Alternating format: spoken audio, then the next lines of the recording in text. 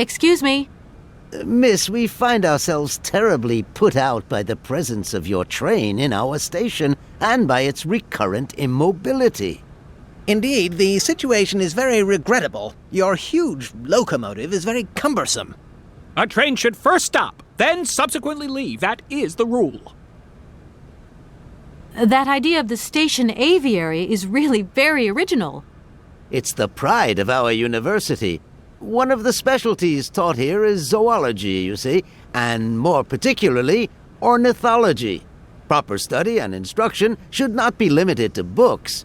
Observation of living matter is indissociable from theoretical questions. It contains some very rare specimens that have been brought back from faraway, exotic countries, especially for our university, by the world's most intrepid explorers. Do you remember Alexander Valenbois and his peculiar bird? Absolutely. His gift produced some very embarrassing long-term consequences. A poison chalice indeed. It must be said the situation could have been much worse, however. Oh, yes, it could have been terribly problematic. Some sailors have agreed to tow the train, but I don't have enough money to pay them. I was wondering if you could help me out. For a while. I could work for the money. Please wait, miss. We have certain confibulations to attend to. That is right. We must confibulate between ourselves. A collegiate decision must be taken. I hope that we are not indisposing you in any way. Why not? If it helps us get rid of that train. My word, that is a fine idea. What do you have in mind, gentlemen? When you arrived here, you must have noticed a splendid bandstand which honors the main university courtyard. A unique piece of mechanical craftsmanship which no longer works, alas. Why, yes, we have very moving memories of its melodies. We're prepared to offer you a financial reward if you can set it working again. With pleasure. What do I have to do? Unfortunately, my dear, time and rust have taken their toll on this university, and our automatons no longer have a spring in their step. You are going to have to be resourceful. To tell you the truth, there are a number of complex mechanisms here in Barakstadt, and it would appear that we have unfortunately lost their operating instructions. Your train, however, is an extremely ingenious invention, so you should be no stranger to complex mechanisms, should you? We are therefore counting on your ingenuity, miss. I hope that I can show myself worthy of your faith in me, gentlemen. Well, my dear colleagues, one more university matter nicely tied up. Here we are, busy chatting, and look at the clock. It's tea time. Already? My word, doesn't time fly by? Thank you for a charming visit, miss. And thank you, gentlemen.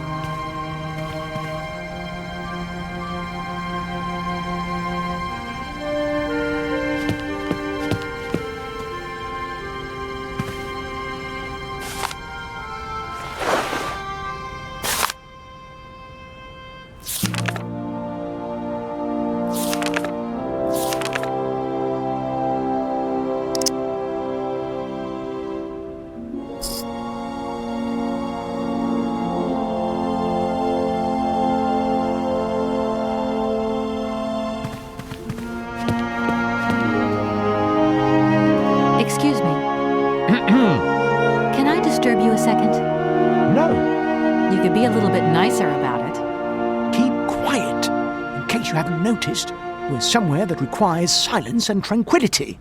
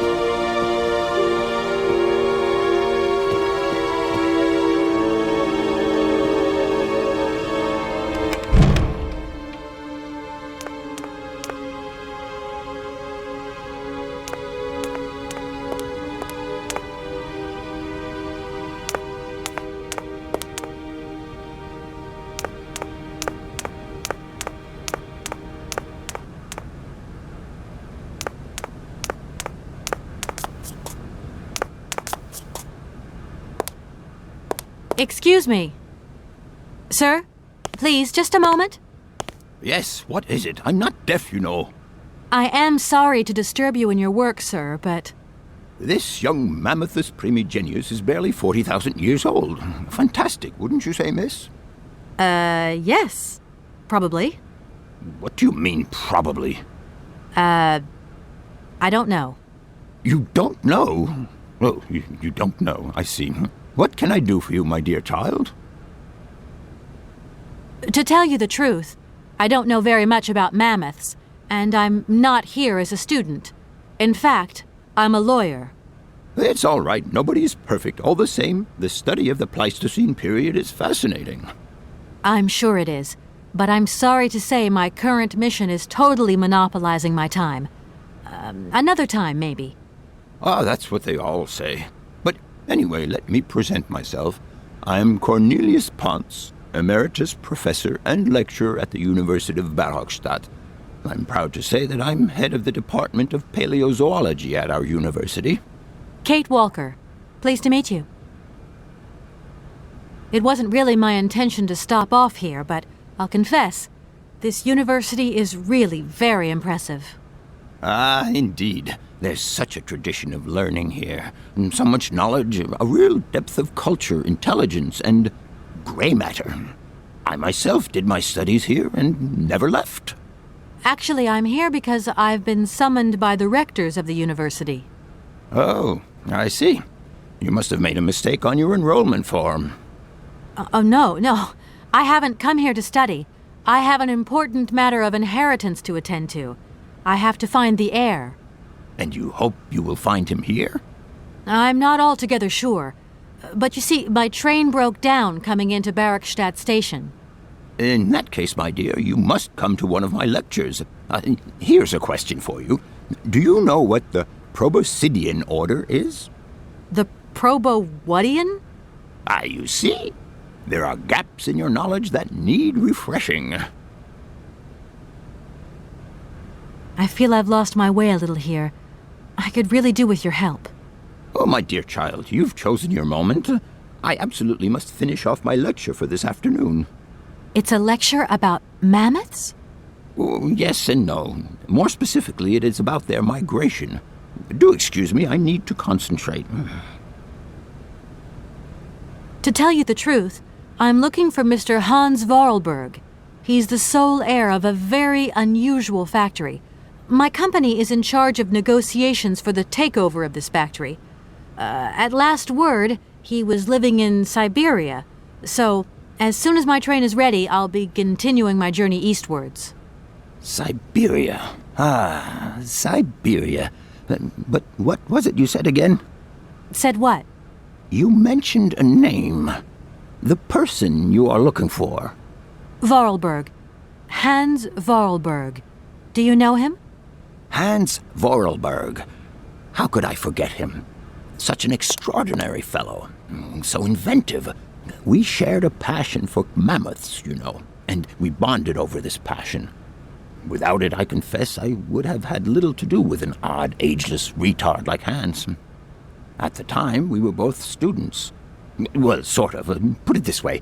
Hans had special permission to attend paleontology lectures. You see, he didn't really have the necessary qualifications. In exchange, Hans did a few odd jobs around the university.